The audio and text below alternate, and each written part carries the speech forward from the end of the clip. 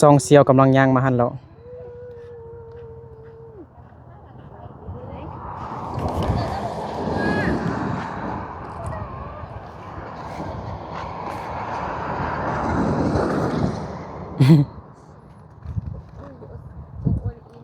ต้องเฮ็ดแนวใดต้องเฮ็ดแนวใด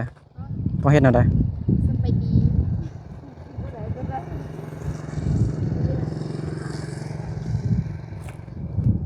สบายดี สบายดี เอาแม่ น้องดวงใจพามักโมกิน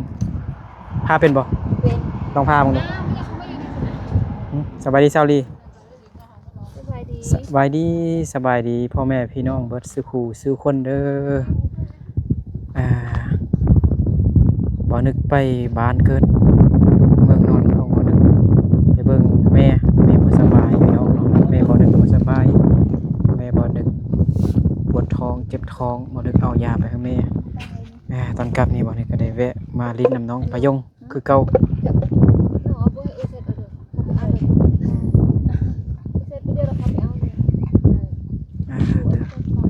อากาศร้อนแห้งเนาะน้องดวงใจกับน้องปะยงตากแดดมาเอามีดมา เพราะว่าอันสาขายังพันโบเมื่อกี้ไปยงบอกเข้าไปเอาเครื่องเราว่าเราไปเอาเครื่องเราเขาปิดอันหุ้นอารมณ์เลยบอกว่าเขาปิดทุกเดือนบอกหงเถอะบินอะไรบินเส้นไปเหรอบินอันโบเอาพามักโมอุ้ยเอาขนมอยู่ข้างใน เบิ่งก่อนอ๋อว่าต้องใช้ แม่พ่อแม่น้องดวงพ่อแม่ของน้องไปยั ได้ ง ได้ ก็มาแล้ว แม่จิมว่าโตหรอเปียตัว ส ตัว บาย ตัว ดี จีบ แม่ เดีย น้ ว องประยงเด้อสบายดีเอาขนม ขอบใจเด้อ เออ ดูใจเจียนได้มาเนี่ย ให้น้องดวงใจพามักโมกิน แม่เจ๋ มีมีดบ่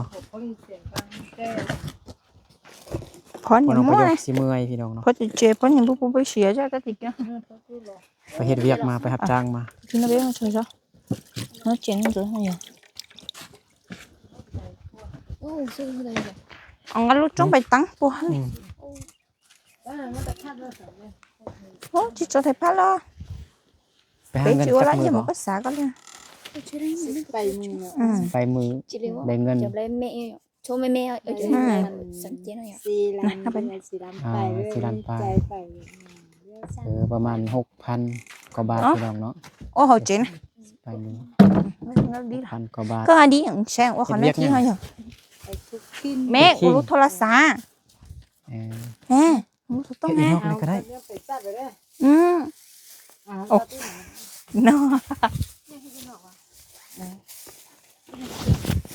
บ่อันเอามาพาอยู่เนาะพ่อแม่เราก็ยกไปขุดขี้งหัดจางเนาะ10ปลายมือ10ปลายวัน10กว่าวันได้เงิน4ล้าน6,000 7,000 บาทนี่แหละพี่น้องเนาะ ให้ก็ต้องซื้อที่จะ ต้นเท่าใด500,000บ่ ต้น5 เซนว่ะ อ่า แล้วมือเขาก็กลางเป็นมือก็มีชี้ๆแหละ อ๋อจังเป็นมือเป็นแสนหาเนาะจังเป็นต้นก็ต้น500,000กิบอืม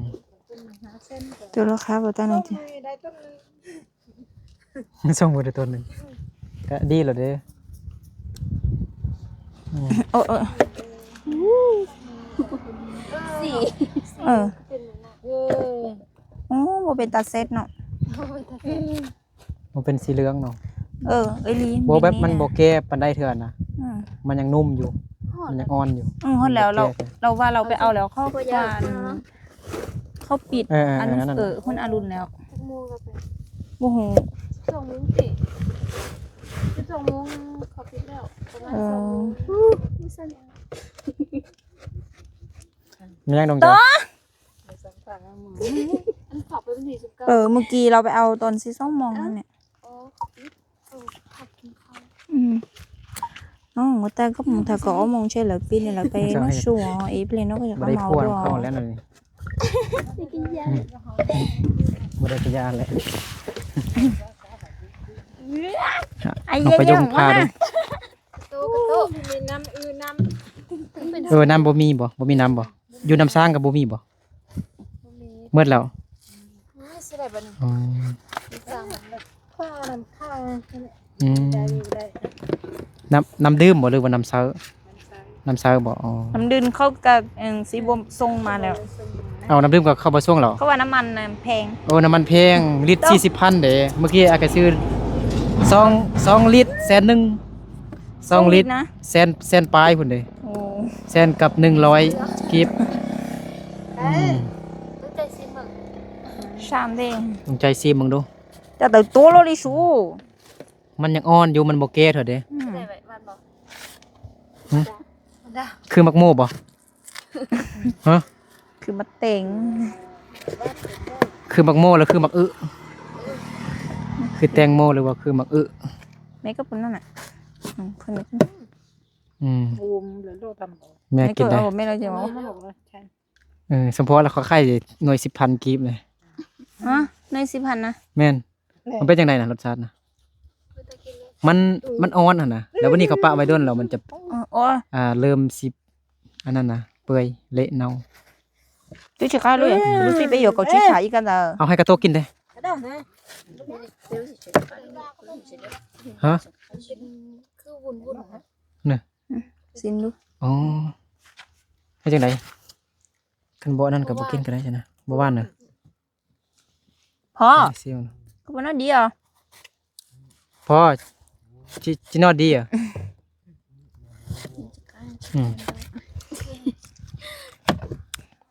ก็แซ่บอยู่ นี่อาปงเนี่ยอาปงกิน แต่ผมกินผู้เดียว อาปงกินมา มันบ่แก่เดี๋ยวมันยังนุ่มอยู่พันแก่เดี๋ยวน้องประโยงมากินแห้งเนี่ยมากินแตงโม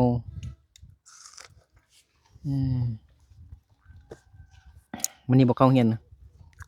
อาจารย์บอกขึ้นนะ ต้นแรงนี่บุกขึ้นบุกเขา อ๋อตอนแรงอาจารย์บอกขึ้น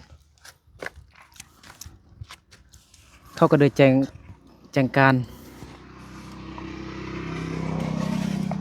ารว่า นี่สาจิโน เขาแต่ฮอดวันพุธแมันบ่ หืม โรงเรียนน้องได้เขาแจ้งการแล้วบ่ บอก มีแต่โรงเรียนมสเมืองเพียงติอาทิตย์หนึงเข้าแต่3 มื้อเพราะว่าครูอาจารย์ต้องได้ใส่น้ำมันรถแล้วบัดนี้น้ำมันรถมันก็แพงก็เลยให้เข้าแต่3 มื้อจันทร์ฮอดวันพุธ โอ้หรือนั่นแต่ อาทิตย์หนึงเขา3 นู่ มื้ น อ นี่เนี่ยเนาะ ตัวกินมา กินน่ะ กระโตก็กินคือกันกระโตกินอีหยังก็กินหมดมักม่วงส้มก็กิน vậy cái thằng nó hay à หมูย่างเขากินย่างก็กิน แม่นมันเห็นเฮากินมันหยังมันก็กินหมดกระโตน เป็นน้องวิสาเป็นน้องเมือง เมื่อคืนนี้บ่ยานติ mẹ mất to cái trái bây giờ mẹ น้องใจยานบ่ยานกลบ่ อย่าจูน ยานโจรบ่ อย่า เมื่อวานนี้น้องประยงน้องประยงกับน้องดวงใจไปเป่าเค้กให้ซาวลีวันเกิดซาวลีพี่น้องเนาะตอนกลับบ่ได้กับซาวลีส่งเครื่องทาง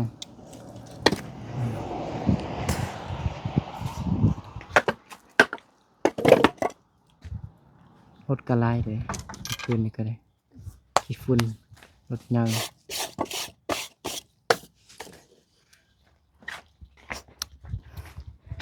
เมื่อคืนนี้ไอ้ลงทางเลยเนาะไอ้สิเลี้ยวมาเบื้องซ้ายไอ้คิดว่าแม่นฮอดอันทางยาวแล้วนั่นเนาะอาโบแม่นอีลีบอกไอ้ายบ่แม่นไปทางขวาน่ะ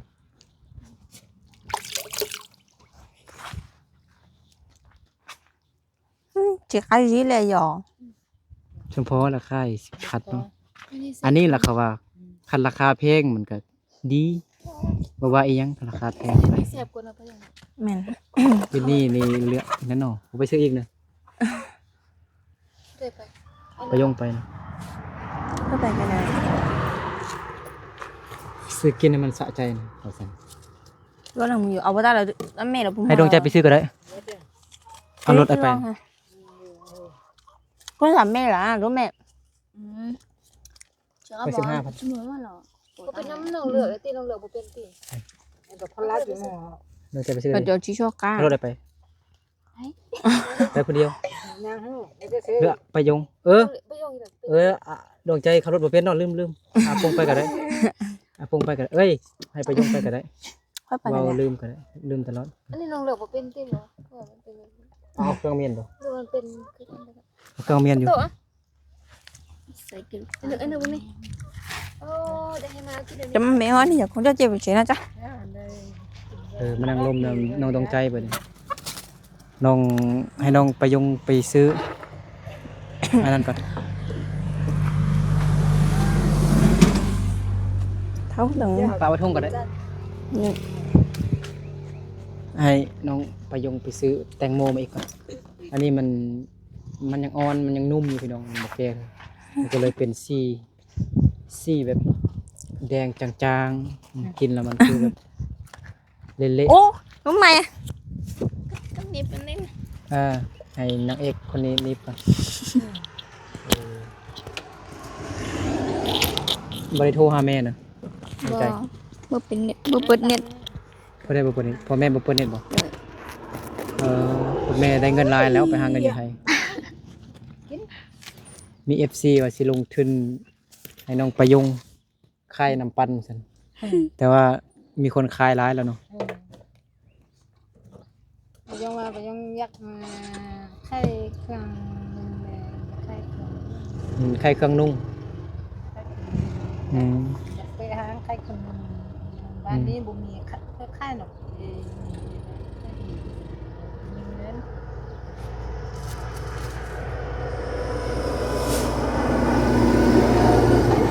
โอ้รถทางหลังเป็นตาย่านเนี่ยรถหลายเอ้าตั้งแต่พ่อแม่ไปไทยเราน้องดวงใจบ่ได้โทรหาพ่อแม่บ่ แม่ ฮะ แท้ๆนะ แท้ บอนเขาอยู่บ่มีสัญญาณบ่บอนพ่อแม่ บ่ อยู่อ้าวนี่จังได๋ติด เข้า ต่อ ไป หาน อน ซื้อ เข้าไปนอนอยู่ให้ ติดต่อ แล้ กั วน บ่ได้เอาก้นมาก ระโตเห็นปะกระโตอ่ะ บ่ยาแล้ว กระโตกระโตกระโต ได้ ชาให้น้องประยงมาก่อนเนาะ sẽ khó nhỏ nhỏ nhỏ trắng đấy mấy thằng lo khóc cũng rồi đấy ทันรุ่นอันนี้ ว้าประยงมาแล้ว กระตุก nóยังไงถึงได้มีข้อ เอามารุ่นหน่วยนี้ดูมันสิกินได้บ่โอ้ไอ้เบิ่งเนี่ยคล้าย หลายอย่าง ๆกัน คน เล นั่น ย แหละไอ้หนึ่งอย่าซื้อไอ้หนึ่งเลยโอ้ ใครคือกันนะ มึงพวกก็ให้ เดี๋ยว nhá nhá mà chắc đâu พา mà กลางๆบ่พานั่นก็ได้พา ui อุ้ยเป็นจังได đèn nè เด้ ได้อยู่บ่ đây dưới อันนี้ได้อยู่ ได้อยู่บ่ ui ui ui ui คือนักเซนก็ลงดอกอ่ะ chín nó nó nghe Chín đây bọn này. chơi thì tôi กระโตกระโตต้องกินมังโม่บ่ เป็นกันแล้วเนาะ กระโตกินมังโม่บ่เอาปงไปโรงเรียนแล้วเนาะไอ้ล่าเด้ แล้วไปหันยาง โอ้ไอ้ล่าไปรับจ้างบ่ มาดา phải dùng xin con เก็บมักทั่วบ่ sao chứ แซ่บบ่มาบัดนี้หน่วยนี้แดงแท้ๆแล้วบัดนี้เมื่อกี้มันแดงเหลือง ลูกก็อยากกินแล้ว เรือแล้วกินแล้วยังบ่กิน là chín đây đủ มาเด้อ FC เด้อมากินมักแตงโมนำกันเด้อ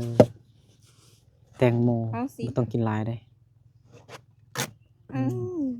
ปันให้กระ อา โต ปง เลย อาปงไปยงดีใจแล้วบัดนี้พ่อแม่มาบ่งอมบ่เงาแล้ว nó mặt พ่อแม่บ้านนั้นให้เด้อโอ้ฝนตกมาเด้อยันแต่เหียนเปียกนี่เหียนตดเม็ด แม่นมันเปียกเลยคันแม่นมักเห็บตกคืออยู่เวียงจันทน์เนาะ cái đi chín เห็นแล้วบ่ ไม่เห็น อ้าว nhìn phải dùng nhìn บ่อันแม่เห็นแล้วบ่ ไม่ ขี้ มักเห็บตกใส่เฮือนเข้าแตกหมดขนาดกระเบื้องหน้าๆเนี่ยมันก็แตกหมดเลยหน่วยซำนี้พุ่นน่ะมักตกมา แม่ไปนอนให้แม่บ้าง แม่นอนไหนแม่บ่เห็นบ่เห็นอยู่ในโทรศัพท์นะบ่ได้เบิ่งบ่อยู่โทรศัพท์ บ่ได้เบิ่งเนี่ยมานี่โทรศัพท์เซกุมกดบ่ได้เบิ่ง ตั้งแต่เกิดมา27ปีแล้วหาก็เคยเห็นมักเห็บใหญ่ซำนั้นหาก็เห็นมักเห็บใหญ่ซ้ำกำปั้นเคยเห็นแต่มักเห็บน้อย เอ๊ะกดตัวโซ่ ๆยังแม่ไปโรงเรียนยังบ่ยังเหรอให้กระโตน โซ่มัด ไม่ก็ต้องมันอยู่ แม่กำลังพ่อกำลังนอนหลับดีตื่นเลย พอมาคุกชิ้นไว้มือมันเลยก็เจ็ดล้ามนี่เอง จับหลัง พอนะเต็มมาได้มาพอไปมาแต่ว่าพอเจ็ดล้ามได้เลยพอมาอยู่กัน อ๋อ ประมาณก็เจ็ดล้ามเห็นแล้วก็ไปซื้ออยากกินได้ก็ไปเป็นลูกก็ที่ทำดูได้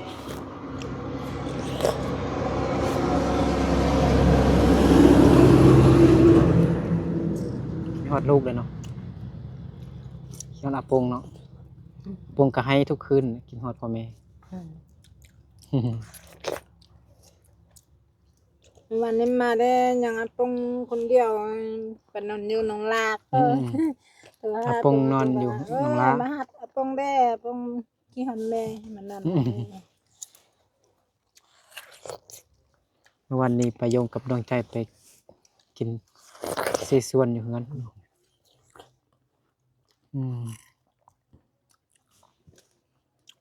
กินได้ใช่บ่กิน โดด นี่เนี่ยnó có thể làm trong tao như nào ฉันนั่นเกิดเลี้ยงนะกินบ่ như nào làm trên chuyện นอกานอกากาแปลว่าแซ่บจิกาบ่แซ่บเอ้ากระโตก็กินไหนมึงเอาใครกระโตกิน nó mới dám đâu โดด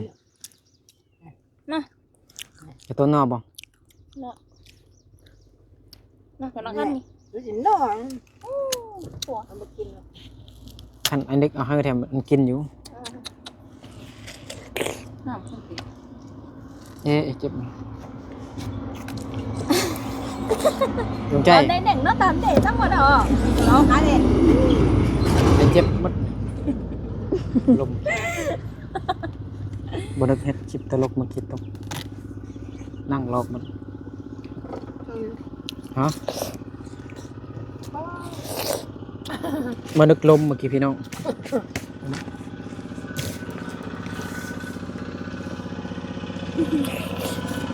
กินมักโม่น้ำกันเด้อพี่น้องเด้อ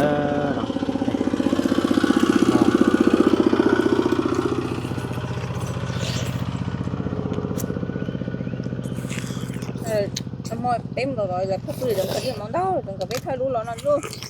cái nhạc thôi đâu ưa thôi cái chế thì cắt thôi không cái nào được không đợi có thấy bên đây tao à nhưng mà mới thời đi đâu nó tôi có ố chế sầm lâu này từ trong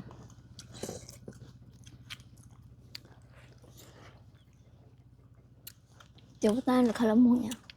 น้องใจก็ยังบ่ได้โทรหาแม่พ่อแม่เด้ก็ยัง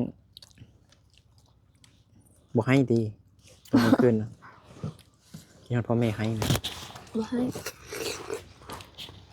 Mà chỉ tao luôn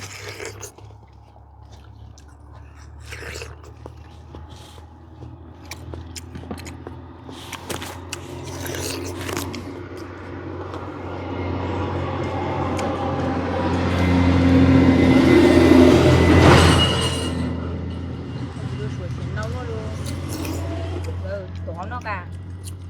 Ok có lặngตัวที่สอง ta mà lên mình lai sụp lai rồi giật cái này bữa tam เอาฮู้สุกแล้ว sụp này bữa mình mai cái này cái gì phải thoại đượcเขารู้จนđấu tròn rồi rồi thoại nó bé đè bé mò bông ở ta Ở sợ bóng nó giờ chưa cần chung lắm bé chỗ thằng nó còn xì xé là bé cổ này อันนี้ต้นปอนี่ไหมเดเป็นเนาะ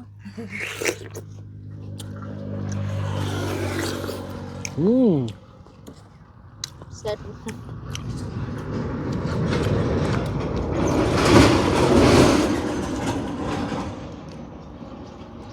nó khỏi em đi chợ nó bắt đầu cái đi à cái đi bút thổ em chợ đi chỗ vậy mà chẳng cho cho thổi em nếu bây giờ để đi em tên bên ngoài em tên nó xong à tầm rồi ฮะแม่ลมแม่เป็นภาษาลาวลุ่มเหรอเป็นบ่เอาว่าบ่เนาะ กินมาแต่งเลยแค่มันตะกี้ผู้ใดมาแต่งไล่ บ่คำแม่นมักแตงโมที่เฮาปลูกอยู่ให้เฮาแบบบ่ใส่ปุ๋ยอีหยังนี่คือสิคักเนาะคือสิแบบกินแบบสบายเนาะบ่ต้องเป็นห่วงอีหยังแต่ว่าอันนี้เขาใส่ปุ๋ยได้ครับกินก็บ่ต้องกินหลาย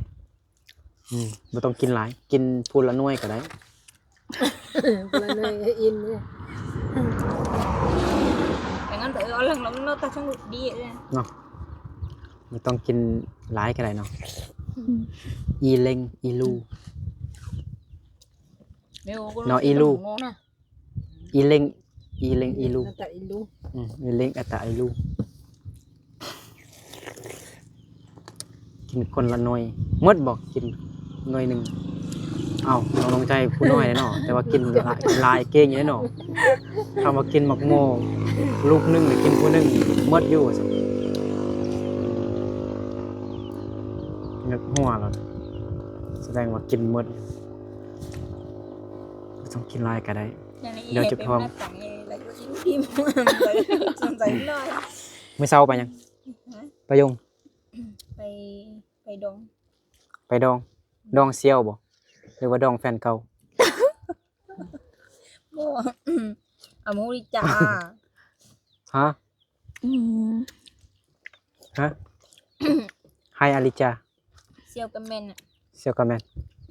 เซียวทางผู้หญิงหรือผู้ชายนะเซียวทางผู้หญิงบ่คิดเอาไปงานแต่งแฟนเก่ากันเนาะ mua mì phèn cầu thế บ่มีแฟนเก่าเนาะมึงลองใจแต่มีอยู่เนาะบ่มีแม่น้องประยงได้มีบ่เคยมีแฟนเก่าเนาะสมัยตะกี้มีเนาะไอ้ก็ยังมีเลยนะไอ้นึกยังมีเลยแฟนเก่านี่เป็นร้อยคนเพิ่นคบกันแบบทางไกลนะคบกันประมาณ 2-3 มื้อกันแล้วครับเลิกกันก็ไปลงผู้ใหม่ไปโตตอนอายุอ้าย15-16 ปีเนี่ยกำลังมากินเหล้ากินเบียร์เดี๋ยวเราทำคลิปชนบท nước búnมันน้ำตัง ไอ้นึกบ่ได้เอาคนมา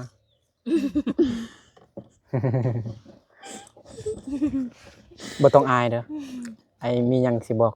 ไอ้สิให้น้องเว้าประโยงเว้าได้บ่เว้าบ่ได้ก็ให้เว้าได้เพราะว่าตามคำข้อของ FC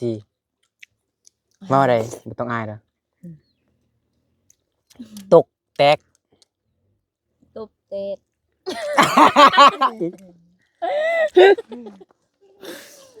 ฟังได้ดีกะตกแตก tục ตกแตก tục tết FC ให้น้องประโยงเว้าตกแตกปะอาดวงใจเว้าบ่ดูฮู้บ่มันตกแล้วมันแตกน่ะนะคือผู้สมมุติน้องจับแกะจอกแก้วไปแล้วมันตกใส่หม้อหินตกแตกน่ะนะเราลองเว้าบ่ตกแตก tục tết น้องประโยงเว้าบ่นี่แม่ประโยงเว้าได้บ่ลองเว้าบ่ดู ว่ามาแจน บ่เป็นหยังลองเว้าบ่ดู ตกเต็ด ตกแตกนี่บ่แม่นแตก ตกแตกนี่ก็ไม่คือจับจอกแก้วไปแล้วเนาะมันตกใส่อันพื้นแบบแข็งๆอ่ะแล้วมันแตกอ่ะนะแล้วมันตกแตกอ่ะนะลองเว้าบ่ดูเว้าขึ้นดูเอาไม้ให้ประโยงดู chị ơi อ้าวเป็นหยังบ่ต้องอายลองเว้าบ่ดู hành rồi đó nè FC สิติดตามยาวๆคันอันเว้าตาม dạ nè ตามคำของ FC ตลกตกแตกลองเว้าบ่ดู ฮะ ตกแตกตกตกแตกลองว่าไว้ดูกำลังตั้งใจ คือเก่าอัน ลองว่าเอาขึ้นดูไอ้ไม่ได้ยินกันตกแตก ตบเต็ด ตบแตกน้องเข้าใจบ่ตบแตกตบน้องสาวน้องไปยกมาตบน้องสาวแต่น้องไปยกบ่ฮู้ก็ไม่เนาะ เมื่อว่าต๊ดแต่ บ่น้องไปยกว่าตกก็คือน้องว่าฝนตกหั่นนะแต่ว่าบัดนี้เปลี่ยนมาใช้คำว่าตกแตกบ่อีกเติมเท่านึงดูตกนี่ตกแตกนี่เบิ่งปากอ้ายน่ะตกแตก น้องใจกับอาปากเยอะแล้วอาปากน้องประยุงลองเบิ่งปากอันนึกนะนี่อาจสิสอนภาษาลาวภาษาลาววันละคำมื้อละคำตกแตก อันจริงนะ อย่าเฝ้าหัวเบาก่อนสิหัวก็ได้เอาตกแตก ตบเต็ด ยังตัวเองหัวก่อนบ่ต้องหัวตั้งใจจังใดตกแตก ตบเต็ด บ่ได้เด้บ่ ไม่ยังก็บ่ประยุงน้องเว้าได้แล้วเด้ตกนะแต่ว่าแตกเนี่ยน้องเว้าบ่ได้เทื่อน้องว่าแตดแตดฮู้บ่แตดฮู้บ่น้องรู้จักฮู้บ่ฮะแตดฮู้บ่สิล่ะมันยังฮู้อยู่ อย่าเตอกันหรอ เดี๋ยวอย่าสิมาปังเลยเตอ อวัยวะของอันผู้หญิงหั่นนะอยู่วังคาหั่นนะ ลองสอนว่าแตกนะ แตกเว้าได้บ่แตกสระเอตอตากอไก่น้องอ่านว่าจังได บ่ นี่ครับดวงใจดู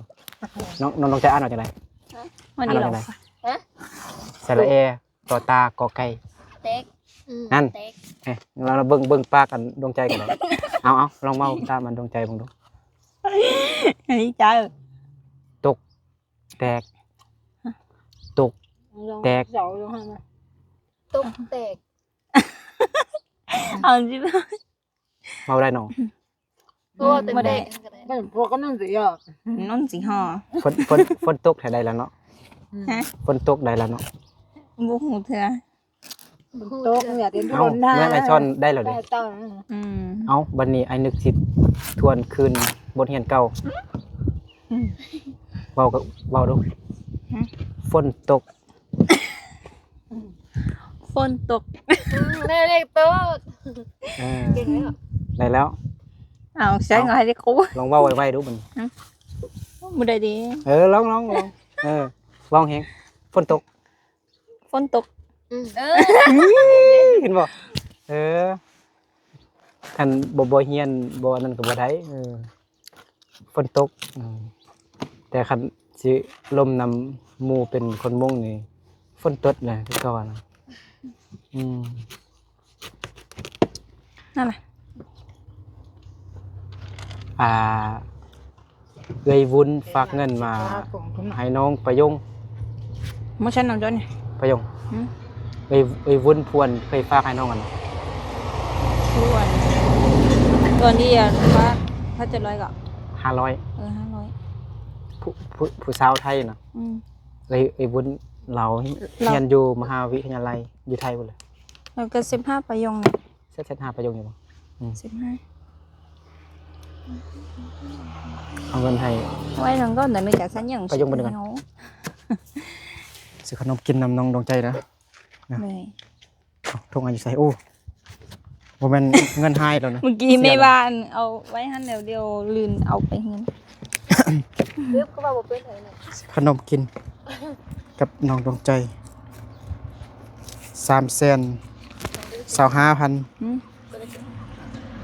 เงินสด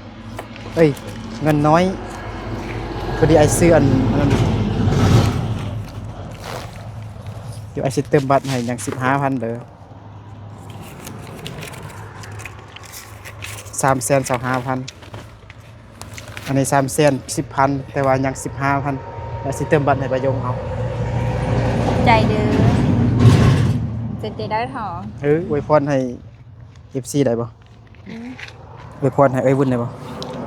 ให้แม่อวยพรได้บ่ หนึ่งสายคน ให้น้องประยงกันได้ น้องปายงขออวยพร ขออวยพร ให้เอ้ยวุ้นเด้อขอบใจหลายๆที่เอาเงินให้น้องปายงเด้อขออวยพรให้เอ้ยวุ้นจงอยู่ดีมีแรงสุขภาพแข็งแรงขอให้ร่ำให้รวยเด้อสาธุ สาธุขอบใจขอบคุณน้องวุ้นเด้อเนาะคนนึกเอิ้นน้องวุ้นเพราะว่าอายุยังน้อยกว่าบ่ลึกเนาะ แม่ก็ นักศึกษาเนาะกำลังศึกษาอยู่มหาวิทยาลัยอยู่ไทยพี่น้องเนาะน้องวุ้นก็เคยฝากเงินให้น้องน้องไปยุงเธอนึงเนาะนัก15,000เดี๋ยวไอ้สิเติมบัตรให้ บ่เตือนกันได้ นี่นิดเนาะยังแต่เงินไทยอยู่นี่ ยังแต่เงินบาทบอกไอ้เน็กบ่มีเงินยังแต่เงินอันนี้ 4-5,000น่ะบ่เอากันได้4-5,000นี่ ไม่15,000 เอาเลย15บ่นึกมีแต่เงินอันนี้เป็นคำเงินคูณกระเป๋าเงินบาทพี่น้องเนาะเดี๋ยวบ่นึกกับซอรี่กลับบ้านก่อนพี่น้องเนาะอยู่ดีไม่แห้งบนสุขูสุคนพี่น้องเด้อเนาะเจอกันไหมพี่น้องสบายดีน้องประยงน้องอปงน้องดวงใจน้องแม่ก็ บาย บ๊ายบายเจอกันใหม่เด้อ